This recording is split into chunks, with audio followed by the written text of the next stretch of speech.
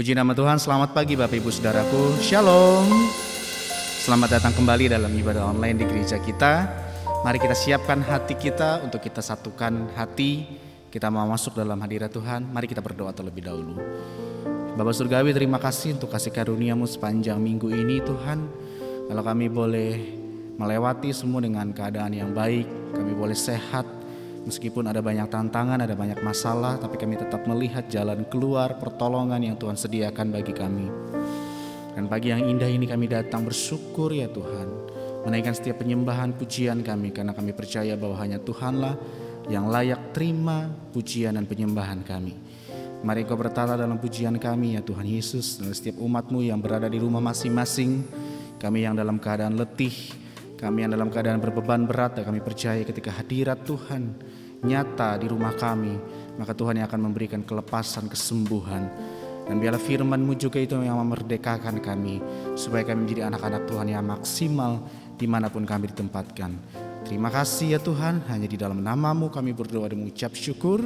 Setiap kita yang percaya dan siap menyembah Tuhan sama-sama katakan amin. Haleluya. Mari kita nyatakan pujian kita di hadapan Tuhan. Sukacita Tuhan melimpah di tempat ini. Ada amin saudaraku. Haleluya.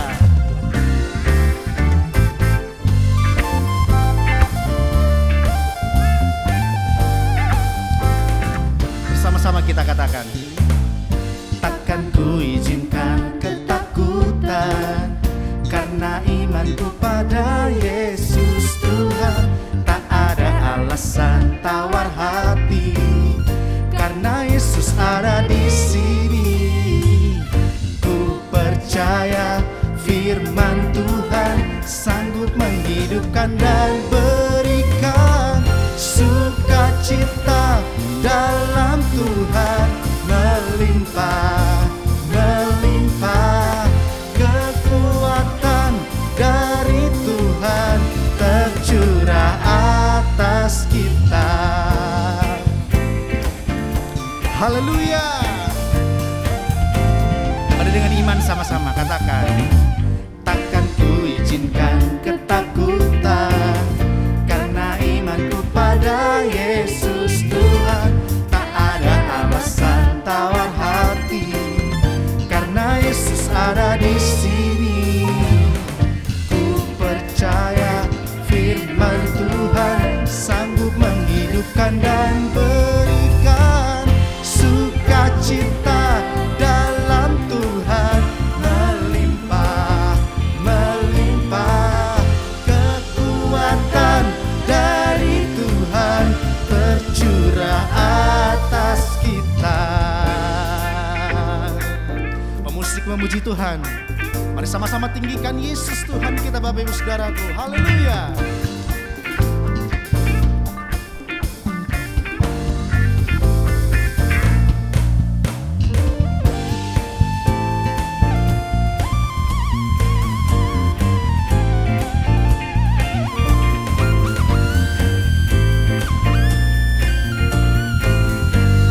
Mari sama-sama angkat kedua tanganmu, katakan sukacita dalam Tuhan melimpah, melimpah. Kekuatan dari Tuhan tercurah atas kita. Sukacita dalam Tuhan melimpah, melimpah. Kekuatan dari Tuhan tercurah atas kita. Kita berikan sorak-sorai yang meriah buat Tuhan kita Bapak Ibu Saudaraku. Haleluya. Tuhan hadir dan melawat setiap kita. Amin. Kami teduhkan hati kami Tuhan saat ini. Kami mau naikkan segala syukur penyembahan kami yang terbaik, karena Allah lah yang layak terima pujian kami ya Tuhan Yesus. Terima kasih Bapa Surgawi.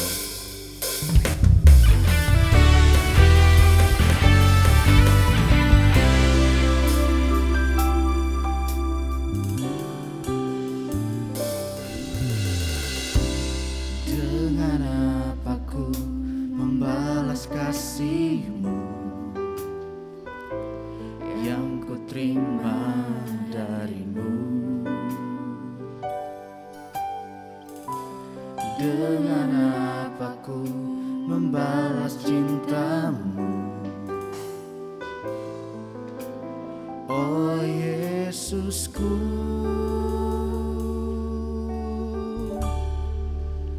Ku mau selalu bersyukur, selalu bersyukur.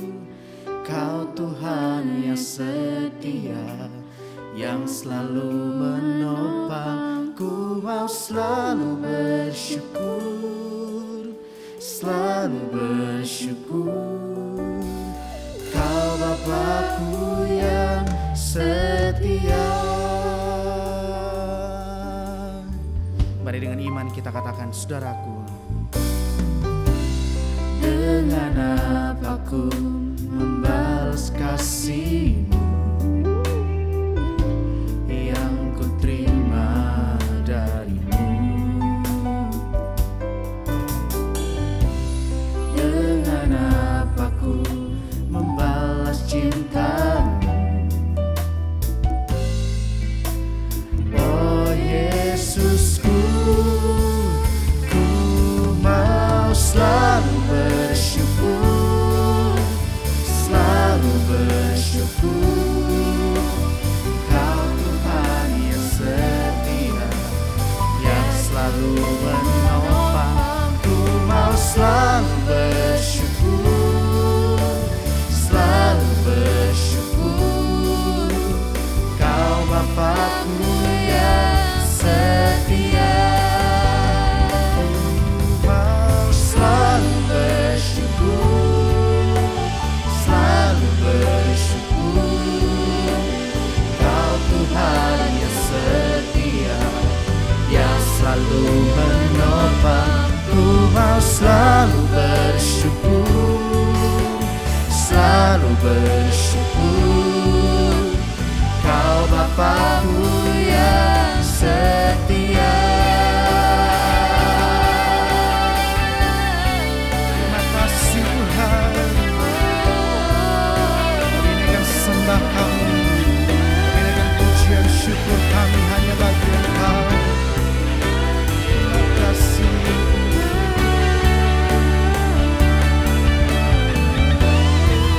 Mari kita angkat kedua tangan kita, sama-sama kita katakan, ku mau selalu bersyukur, selalu bersyukur.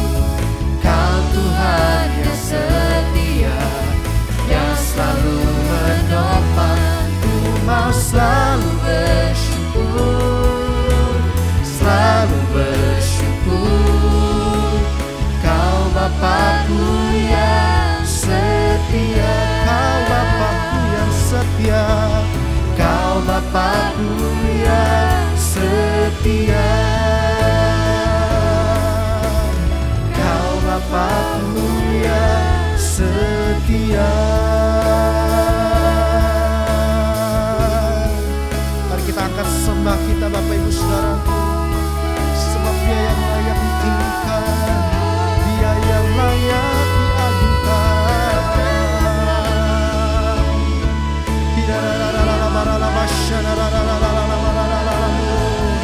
Kami sembah, kami tinggikan, kami muliakan hanya Engkau, Allah yang kudus, Allah yang besar, Allah yang bertahta dalam pujian kami.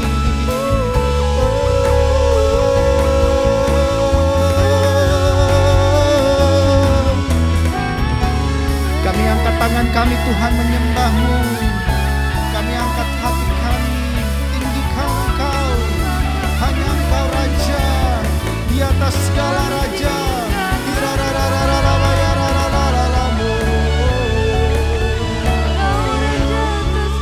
Terima kasih.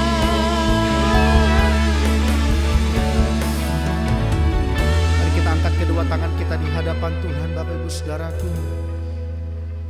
Ku mau selalu bersyukur, selalu bersyukur. Kau Tuhan yang setia, yang selalu menopang. Ku mau selalu bersyukur, selalu bersyukur. Kau Bapa-Ku yang setia. Ku mau selalu bersyukur, selalu bersyukur. Kau Tuhan yang setia, yang selalu menopang. Ku mau selalu bersyukur, selalu bersyukur. Kau Bapa-Ku yang setia. Kau Bapa-Ku yang setia. Kau Bapa-Ku yang setia.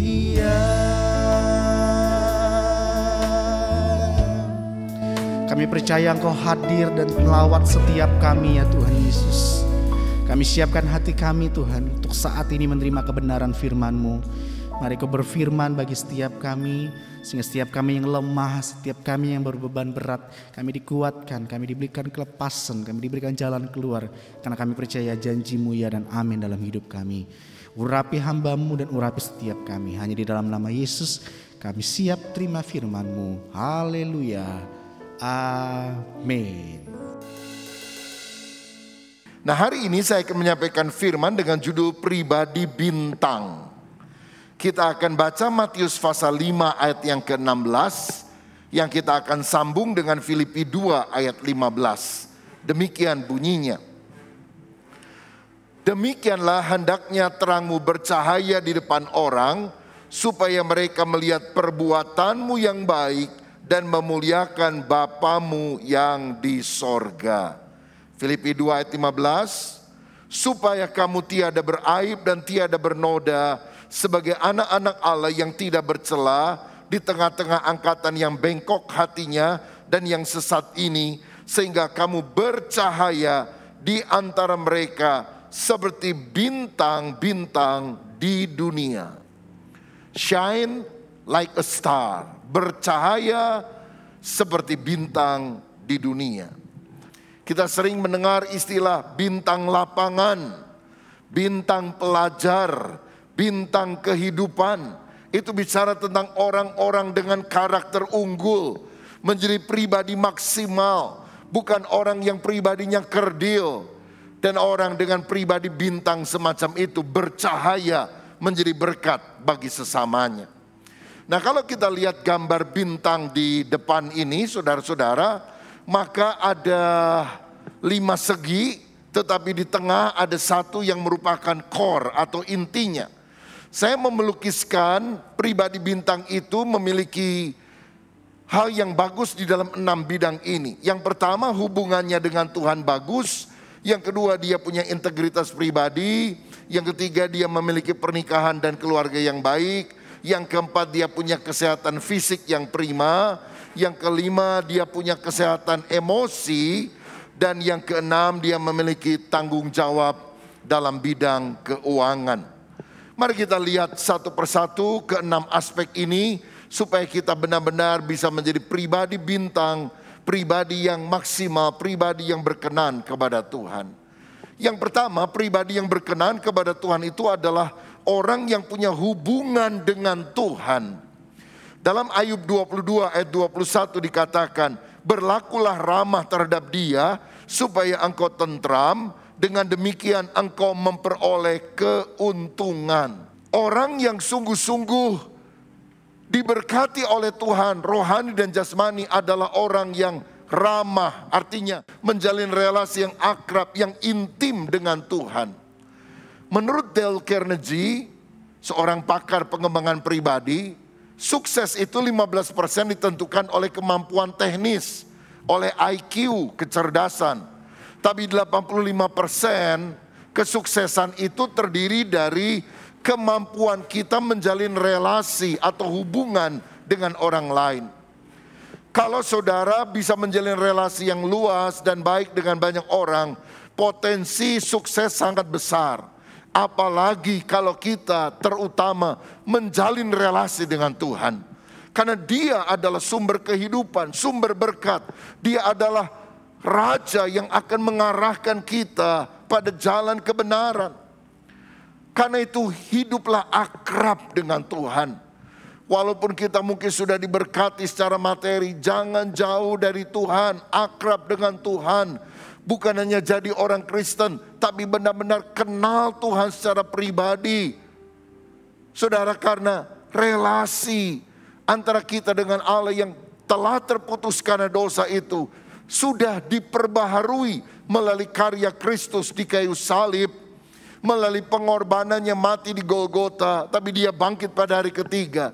Dalam 1 Timotius 2 ayat 5 dikatakan, karena Allah itu esa dan esa pula dia yang menjadi pengantara antara Allah dan manusia, yaitu manusia Kristus Yesus.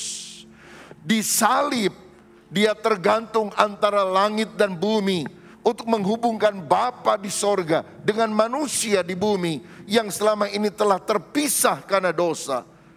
Saudara-saudara, pada waktu Yesus mati di salib, tirai bait Allah yang memisahkan antara ruang suci dan maha suci itu terbelah menjadi dua. Ini gambaran bahwa orang tidak perlu lagi menghadap Tuhan diwakili oleh imam, tetapi dia bisa masuk ke dalam hadirat Tuhan karena darah Yesus yang telah menyucikan kita dari segala dosa.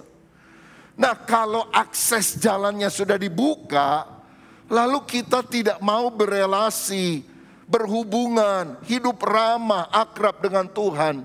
Bukankah itu sebuah kebodohan? Karena Tuhan membuka dirinya untuk dijumpai oleh kita manusia. Saya perhatikan tokoh-tokoh hebat yang dicatat di dalam Alkitab. Itu menjadi orang yang dicatat bukan karena kekayaannya, kepintarannya, tapi terutama karena kekayaan spiritual, pengalaman rohaniah yang dia dapatkan dengan Tuhan. Abraham adalah orang yang pernah berbicara dengan Tuhan. Begitu juga Musa, bicara secara pribadi seperti seorang teman kepada sahabatnya. Daud adalah orang yang selalu merindukan hadirat Tuhan.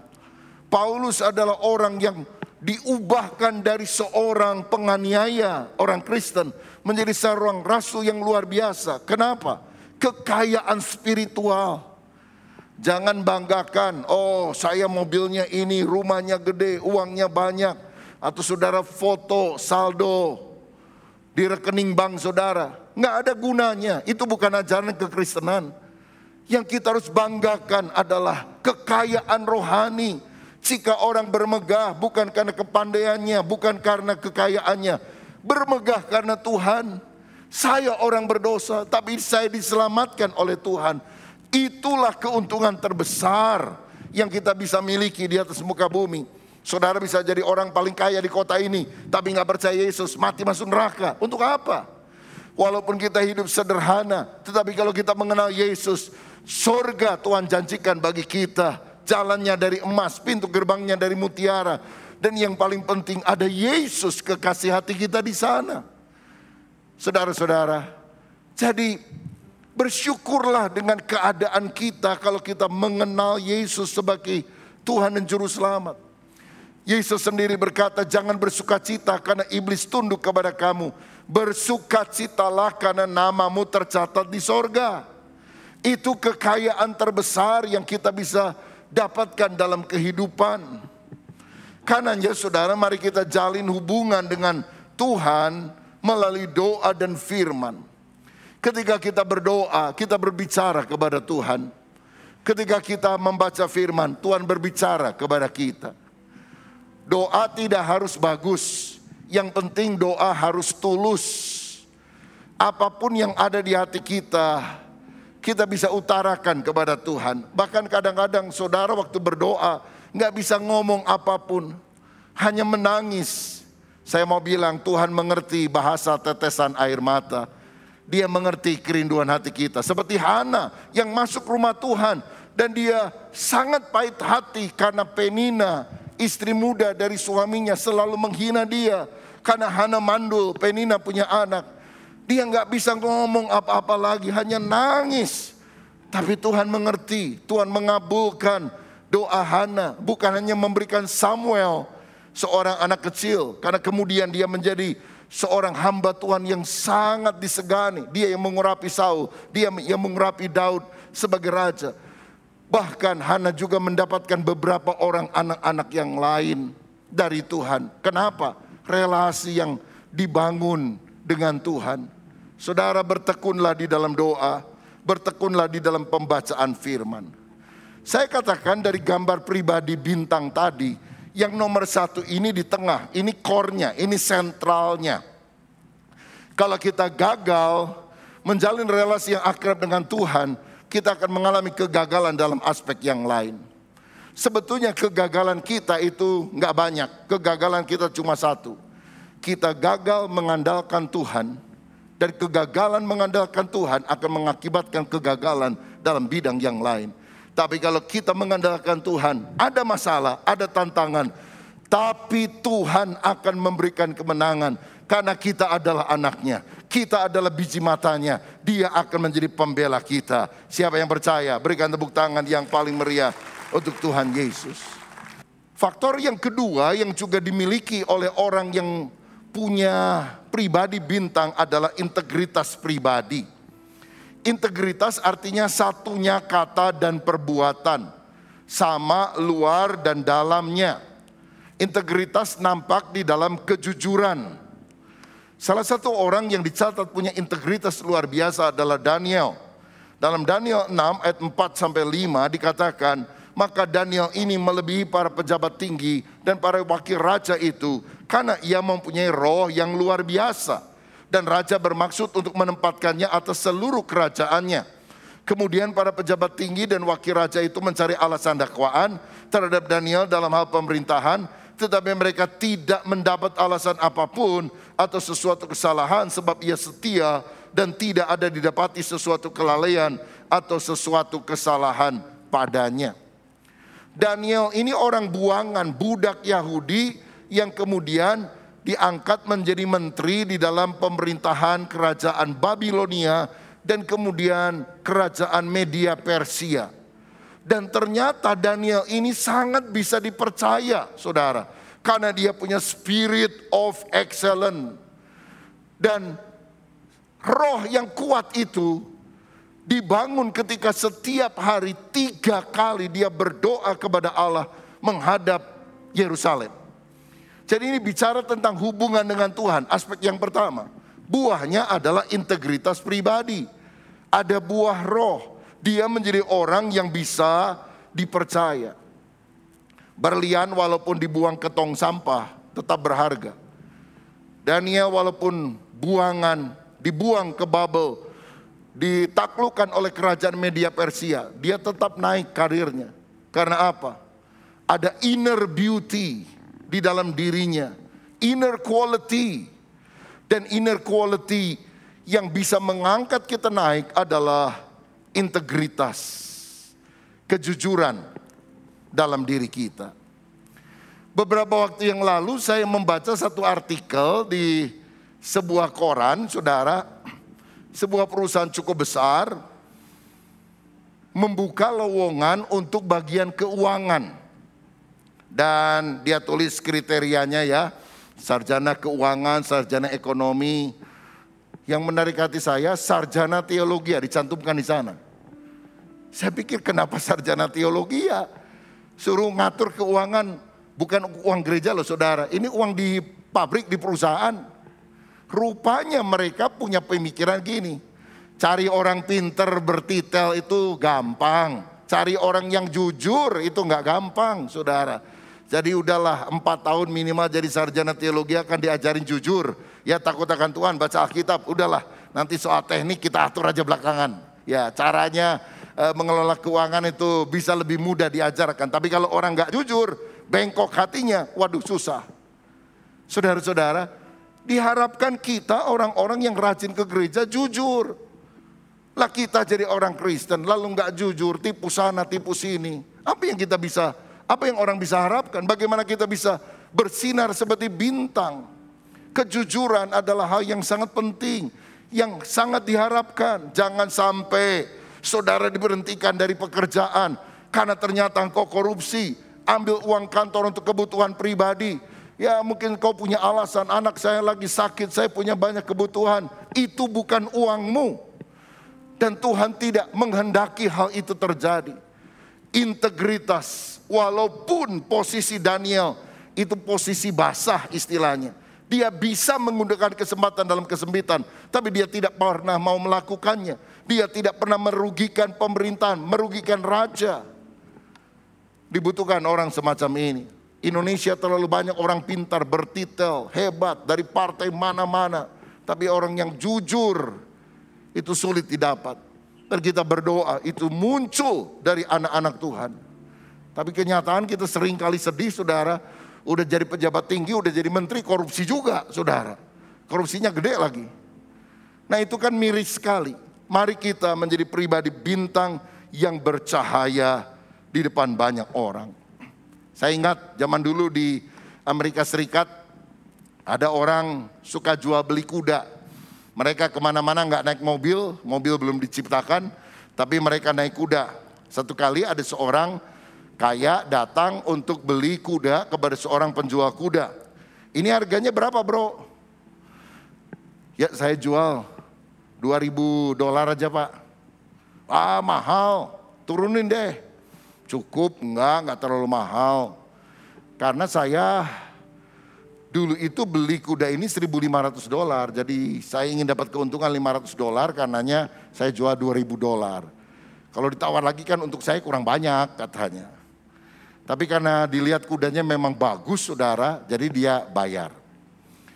Setelah orang ini pulang, sore hari penjual kuda datang ke rumahnya, ketok pintunya dan dia bilang, maafkan saya pak, saya tadi nggak sengaja menemukan bon waktu saya dulu beli kuda yang saya jual kepada bapak tadi. Saya kan tadi bilang saya dulu beli $1.500. Ternyata waktu saya cek bonnya $1.000. Dan karena saya hanya ingin untuk $500, maka saya harusnya jualnya bukan $2.000 tapi $1.500. Jadi ini kelebihannya $500, silahkan ambil. Orang kaya itu bingung saudara. Kok ada manusia aneh model kamu? Kamu ini jenis manusia langka yang perlu dilestarikan katanya. Dia bilang, hebat sekali kamu begitu jujur. Udah gak usah dikembalikan, saya rela kok. Ya, ini upah kejujuran kamu. Orang itu balik.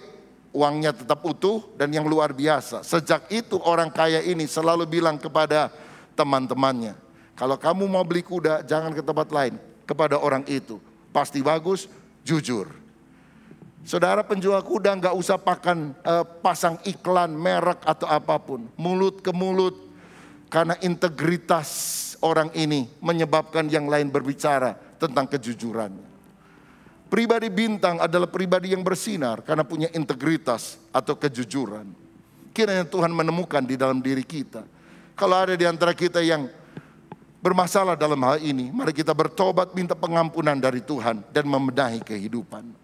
Yang ketiga, pribadi bintang juga harus percaya dalam pernikahan dan keluarga. 1 Timotius 3 ayat 4 dan 5 berkata, seorang pelayan Tuhan adalah kepala keluarga yang baik, disegani dan dihormati oleh anak-anaknya. Jikalau seorang tidak tahu mengepalai keluarganya sendiri, bagaimana ia dapat mengurus jemaat Allah? Hal yang pertama kita harus bangun bukan pelayanan kita, bukan gereja kita. Yang pertama kita harus bangun adalah keluarga kita.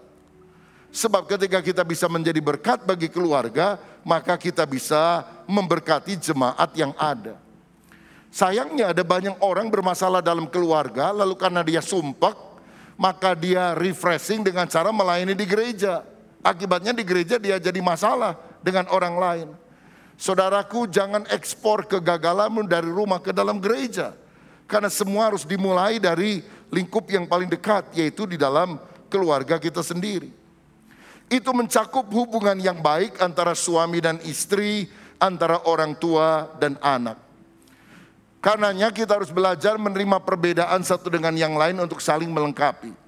Ada suami pendiam, istri agak cerewet, itu bagus saudara sekalian. Kalau dua-duanya pendiam kan rumah sepi kayak kuburan. Kalau dua-duanya rame kan rumah ribut kayak pasar. Jadi seringkali memang ada perbedaan-perbedaan bukan untuk dipertentangkan, tapi untuk saling melengkapi satu dengan yang lain. Ada suami yang jorok, ada istri yang rapi, ya kerjasama saudara-saudara. Ngunah wae capek saya, kata istrinya. Ya kelebihanmu menutupi kelemahan pasanganmu. Itu yang penting. Saudara, saya lahir di Surabaya, suka makan daging. Istri saya lahir di Tasikmalaya, suka makan sayur. Jadi kalau kami baru nikah itu dia masak, nggak ada dagingnya. Saya bilang kok nggak ada dagingnya? Lalu kadang-kadang dia ngomongnya agak keras. Jangan makan daging melulu, nggak sehat, kolesterol. Udah sayur aja. Saya jadi malas makan saudara sekalian. Ya lagi mau makan dia omong-omongin begitu. Aduh. Apalagi kalau ngomongnya begini, jangan makin daging terus, nanti kayak herder. Wah, makin marah lah suami, saudara. Mungkin suami akan bilang gini, mendingan saya herder, lebih cakep daripada kamu makan sayur, kambing. Lah kalau herder kawin sama kambing gimana anaknya? Tapi kalau kita belajar menerima perbedaan, tidak memaksakan kehendak kita kepada pasangan, justru rumah tangga akan rukun. Sekarang saya sudah lebih suka makan sayur, saudara sekalian. Istri saya sedikit-sedikit suka makan daging. Dan sebetulnya kita bisa kombinasikan. Kalau saya pergi ke restoran, beli beef steak, satu porsi, saya makan dagingnya, istri saya makan sayurnya. Aman, murah lagi biayanya saudara. Bukankah kita perlu saling melengkapi satu dengan yang lain? Saudara, mendidik anak juga harus dilakukan oleh orang tua dengan memberikan arahan, tapi terutama keteladanan kita kepada anak-anak kita. Anak itu bukan pendengar yang baik, tapi dia adalah peniru yang baik. Dan kita harus belajar memberikan tuntunan kepada anak-anak kita, terutama keteladanan bagi mereka. Saya percaya bahwa kita bisa bersinar mulai dari keluarga kita dengan membentuk pernikahan dan juga keluarga yang baik. Kalau ada di antara kita yang sedang punya masalah terhadap hal itu, percayalah kalau kita datang bersujud kepada Tuhan, nggak maksa pasangan kita seperti kita, tetapi kita ingin belajar seperti Yesus, pasangan kita belajar seperti Yesus, maka rumah tangga akan rukun, keharmonisan akan terjadi. Kalau saudara menikah dengan tujuan agar saya bahagia, maka keluarga justru tidak akan pernah bahagia. Tapi kalau kita menikah dengan tujuan membahagiakan pasangan kita, maka kebahagiaan itu akan menjadi bagian dalam hidup kita. Bapak-bapak, ada satu quotes singkat dalam bahasa Inggris supaya kita mengalami kebahagiaan dalam keluarga. Happy wife, happy life. Istri yang bahagia akan membuat hidupmu bahagia. Percayalah. Happy wife, happy life. Kalau istrimu tidak happy, kelar hidup lo. Karena itu saudara belajar membahagiakan istri. Karena penentu atmosfer kebahagiaan dalam keluarga itu lebih banyak dari istri loh saudara. Bukan dari suami, suami kerja dan sebagainya. Tapi kalau istri bahagia, keluarga bahagia. Jadi bapak-bapak ya sekarang sudah mulai bisa keluar kota. Kalau pulang dari luar kota bawa oleh-oleh gitu ya. Makanan kesukaannya atau apa kek ya. Gak usah gede-gede, kecil aja. Nih mah berkat, berlian, kecil gitu ya. Kan istri happy saudara, haleluya. Yang tepuk tangan pasti ibu-ibu itu saudara. Yang keempat saudara, pribadi yang bersinar, pribadi bintang itu juga memiliki kesehatan fisik. Dalam Yosua 14 ayat 10 dan 11 dikatakan, jadi sekarang sesungguhnya Tuhan telah memelihara hidupku seperti yang dijanjikannya. Kini sudah 45 tahun lamanya sejak diucapkan Tuhan firman itu kepada Musa. Dan selama itu orang Israel mengembara di padang gurun. Jadi sekarang, ini Kaleb yang ngomong ya. Jadi sekarang telah berumur 85 tahun aku hari ini. Pada waktu ini aku masih sama kuat seperti pada waktu aku disuruh Musa. Seperti kekuatanku pada waktu itu Demikianlah kekuatanku sekarang untuk berperang dan untuk keluar masuk. Kaleb berumur 45 tahun ketika dia keluar dari Mesir. Dan dia 40 tahun kemudian bilang, aku sekarang 85, tapi aku masih sama kuat seperti aku ketika berusia 45. Wih, luar biasa. Ini ada engkong umur 85, tapi spiritnya menyala-nyala seperti anak muda. Saya kadang lihat ada anak muda usia 20-30 tahun, spirit udah engkong, saudara-saudara. Aduh, kalau ngomong negatif melulu, gak ada pengharapan, diam aja, ngelamun aja, gak produktif hidupnya. Kesehatan fisik adalah sesuatu yang kita juga harus jaga, saudara.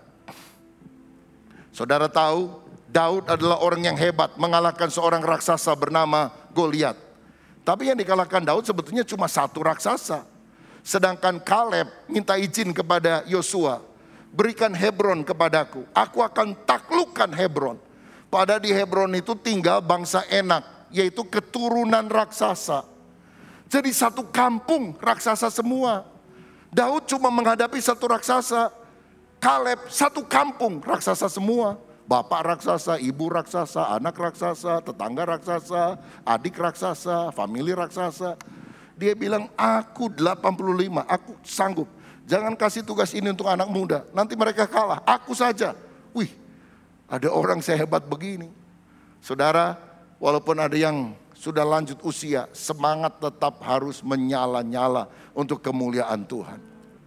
Kaleb umur 85 tapi gagahnya luar biasa. Tahukah saudara, Kolonel Sanders berhasil menemukan resep Kentucky Fried Chicken dan menjadikannya waralaba atau franchise ketika dia berumur 70 tahun.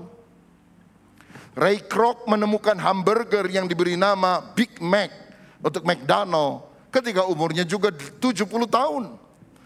Pablo Picasso, pelukis yang ternama itu, yang nilai lukisannya sangat mahal, masih melukis sampai 88 tahun. Thomas Alva Edison pada usia 85 tahun menciptakan mesin dengan nama mimeograf. Kita jangankan menciptakan mesin, mimeograf juga nggak tahu apa artinya, saudara. John Wesley, pengkhotbah dari Inggris, pendiri gereja Metodis, itu masih khotbah kemana-mana. Naik kuda dari satu kota ke kota yang lain di usia 88 tahun. Inilah orang-orang yang menjaga stamina kesehatan fisiknya. Karena itu kita perlu menjaga stamina fisik kita, supaya kita bisa melayani untuk kurun waktu yang lebih panjang. Karena itu saudara, mari kita jaga kesehatan. Atur pola makan yang sehat, olahraga yang teratur, istirahat yang cukup, jangan tidur terlalu malam. Dan kalau kita mengatur irama yang baik, kita akan lebih sehat. Yang kelima, saudara sekalian, kita juga harus memiliki kesehatan emosi. Efesus 3 ayat 31-32. Segala kepahitan, kegeraman, kemarahan, pertikaian dan fitnah hendaklah dibuang dari antara kamu, demikian pula segala kejahatan. Tetapi hendaklah kamu ramah seorang terhadap yang lain, penuh kasih mesra dan saling mengampuni sebagaimana Allah di dalam Kristus telah mengampuni kamu. Semua yang buruk buang dari hati kita. Saudara, nyimpen deposito uang di bank boleh, tapi jangan nyimpen kepahitan di hati. Segala kepahitan, kegeraman, kemarahan, pertikaian, fitnah dibuang. Tapi hendaklah kamu ramah, penuh kasih mesra, saling mengampuni seperti Kristus telah mengampuni kita. Mari kita hidup di dalam kasih dan sukacita. Hati yang gembira adalah obat yang manjur. Miliki hobi, punyai banyak teman, tamasya ke alam. Jangan pahit hati, khawatir, sibuk terus dalam hidup ini. Miliki kesehatan emosi yang baik. Kalau saudara tiap hari bawaannya sumpek, marah-marah, baru bangun tidur rasanya mau ngamuk aja. Ya, pembantu dimarah-marah, sampai kucing mesti jalan pelan-pelan, kalau tidak dilempar sama sandal. Ini ada kesehatan emosi yang gak baik loh saudara sekalian. Ayo jaga kesehatan emosi, banyak nyanyi, memuji Tuhan, tertawa, bersyukur.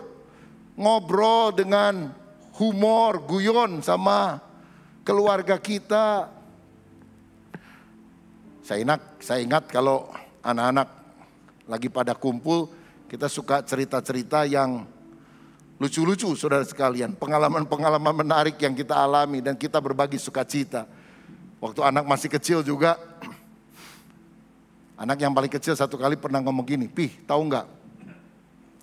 Ada teman saya nggak lulus ujian kesenian. Kenapa? Dia disuruh nyanyi dari Sabang sampai Merauke, lagunya salah."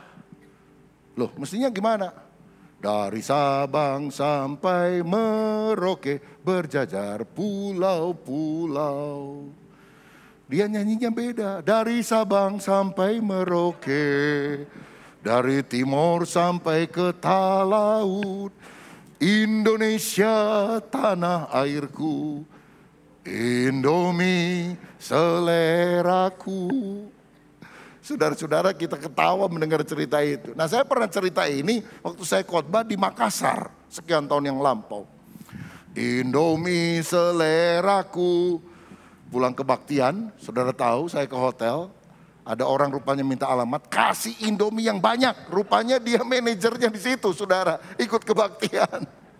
Wah, luar biasa juga ya. Miliki kesehatan emosi. Hidup ini singkat. Jangan diwarnai dengan banyak bertengkar, tapi banyak bersyukur, banyak bersukacita. Siapa yang setuju?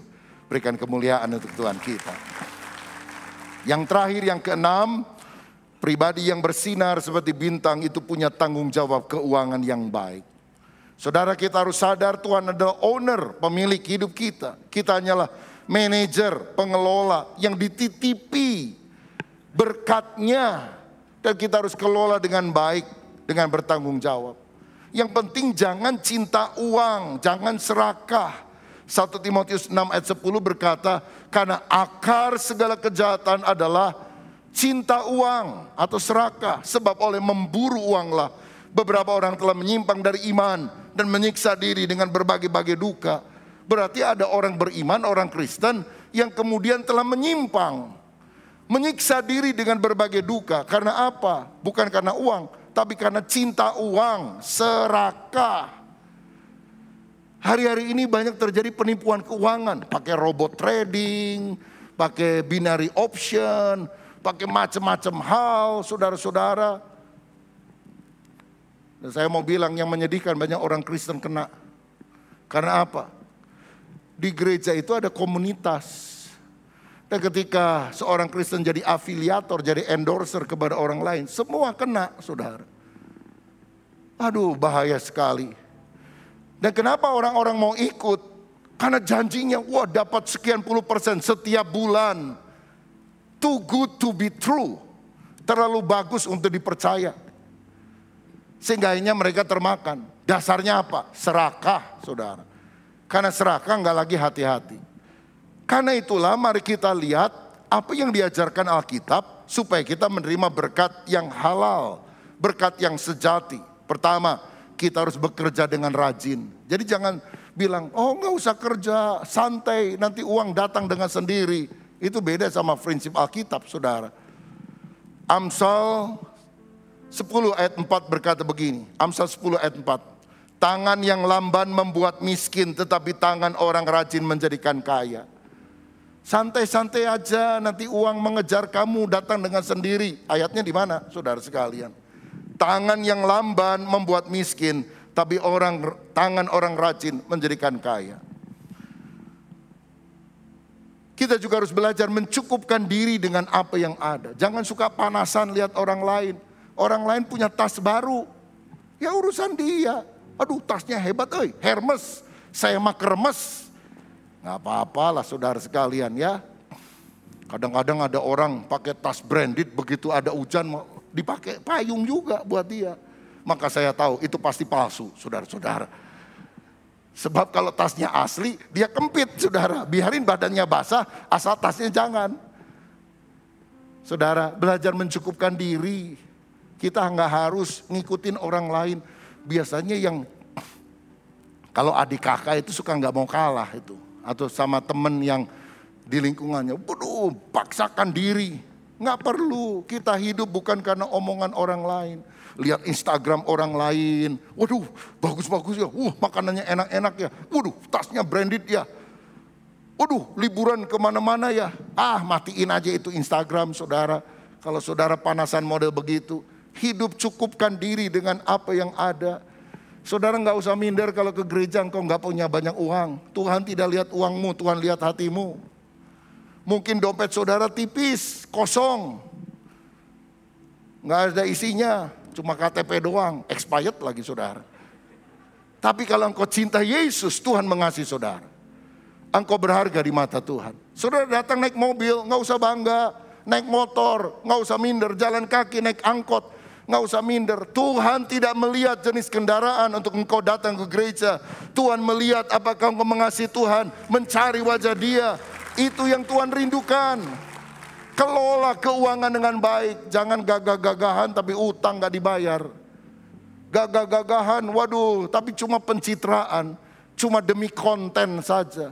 Itu bukan cara hidup orang Kristen. Nanti ibadah kedua saya bahas lebih jauh soal ini. Dan kunci berkat adalah ketika kita belajar memberi, menabur di ladang Tuhan. Amsal 11 ayat 24-25. Ada yang menyebar harta tetapi bertambah kaya. Ada yang menghemat secara luar biasa namun selalu berkekurangan. Siapa banyak memberi berkat diberi kelimpahan. Siapa memberi minum ia sendiri akan diberi minum. Ada orang pelitnya luar biasa, tambah miskin kata Alkitab. Tapi ada orang yang menyebar harta bertambah kaya.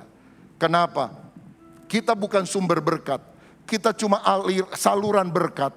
Sumbernya dari Tuhan. Kita seperti pipanya. Jadi kalau kita mau mengalirkan ke tempat yang lain, sumber akan selalu mengalir. Tapi kalau kita macet untuk diri kita sendiri, sumber akan menutup berkatnya. Itu sebabnya mari kita selalu menjadi berkat bagi orang lain. Terakhir, dari 6 bagian ini, hubungan dengan Tuhan, yang kedua integritas pribadi, ketiga pernikahan dan keluarga, keempat kesehatan fisik, kelima kesehatan emosi, keenam tanggung jawab keuangan.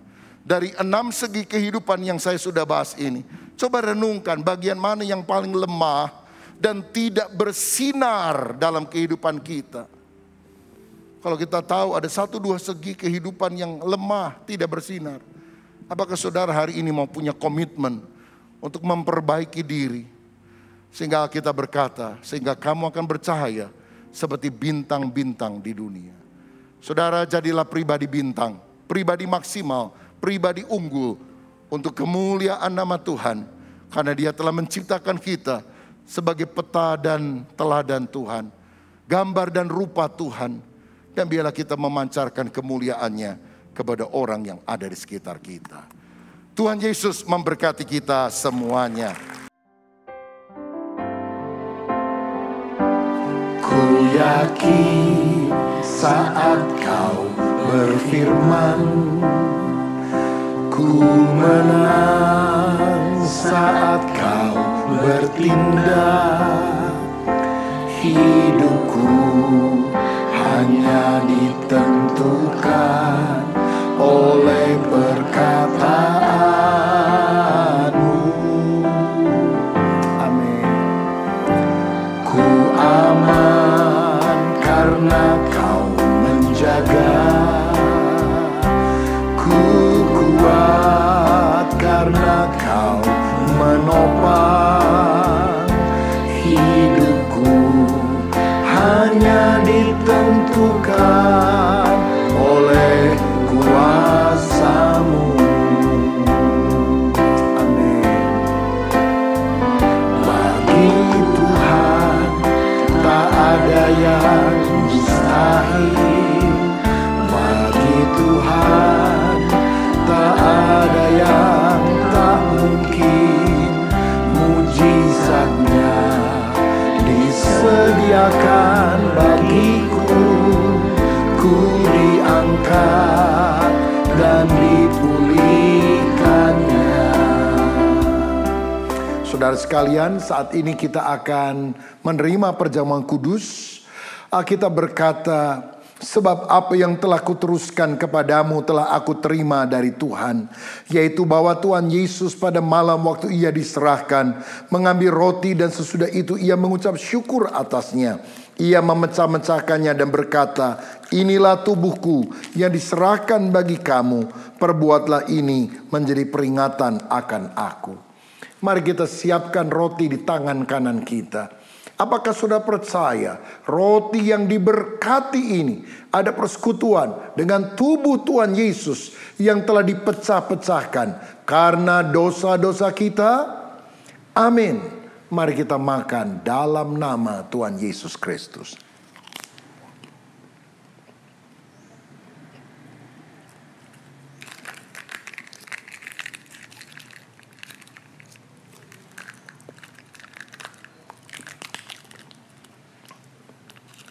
Selanjutnya firman Tuhan berkata, demikian juga ia mengambil cawan sesudah makan, lalu berkata, cawan ini adalah perjanjian baru yang dimateraikan oleh darahku.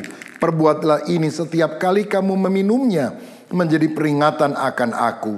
Sebab setiap kali kamu makan roti ini dan minum cawan ini, kamu memberitakan kematian Tuhan sampai ia datang. Apakah sudah percaya anggur yang sudah diberkati adalah persekutuan dengan darah Tuhan Yesus Kristus yang telah dicurahkan untuk menebus kita dari segala dosa? Amin. Mari kita minum dalam nama Tuhan Yesus. Terima kasih Tuhan untuk kebaikan-Mu, untuk penebusan-Mu, untuk apa yang sudah Engkau lakukan. Biar hidup kami selalu bergantung kepada kebenaran firman-Mu. Bagi Tuhan tak ada yang mustahil. Bagi Tuhan tak ada yang tak mungkin. Mujizatnya disediakan bagiku. Ku diangkat dan dipulihkannya.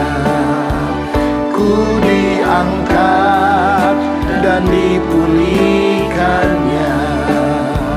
Ku diangkat dan dipulihkannya. Bapa, terima kasih untuk firman-Mu, juga terima kasih untuk perjamuan kudus. Di dalam nama Yesus, amin.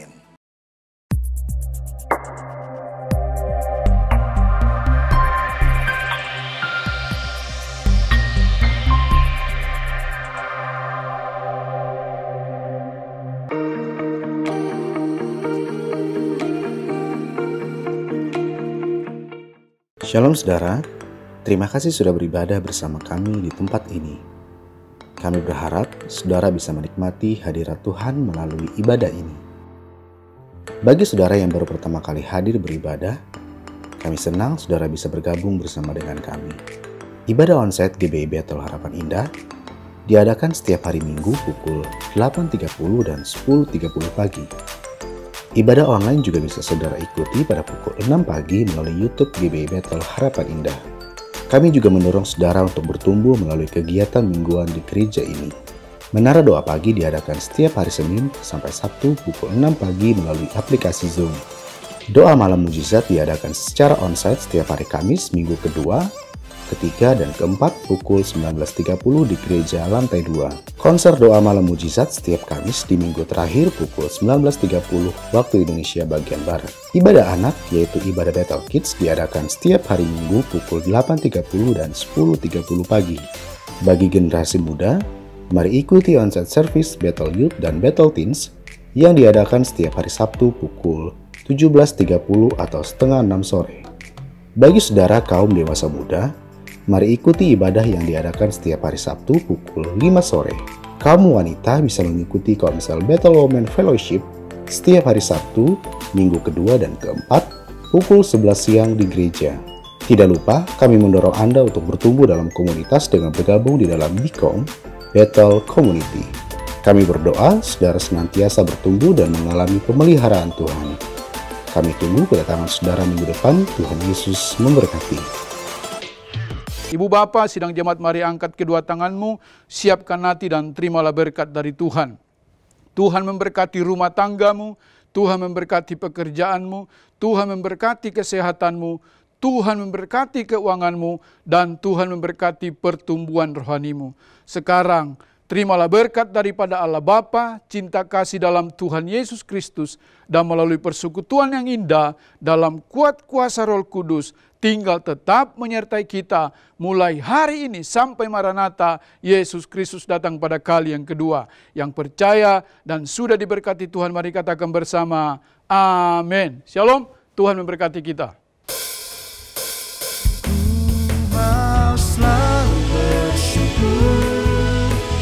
Selalu bersyukur, Kau Tuhan yang setia, yang selalu menopang.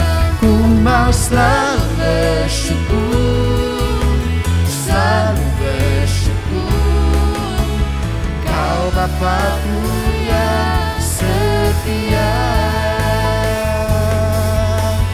Kau Bapa-Ku yang setia, Kau Bapa-Ku yang setia.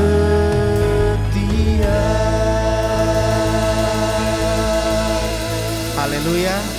Ibadah kita telah selesai. Selamat hari Minggu, selamat berjumpa minggu depan. Tuhan Yesus memberkati. Amin.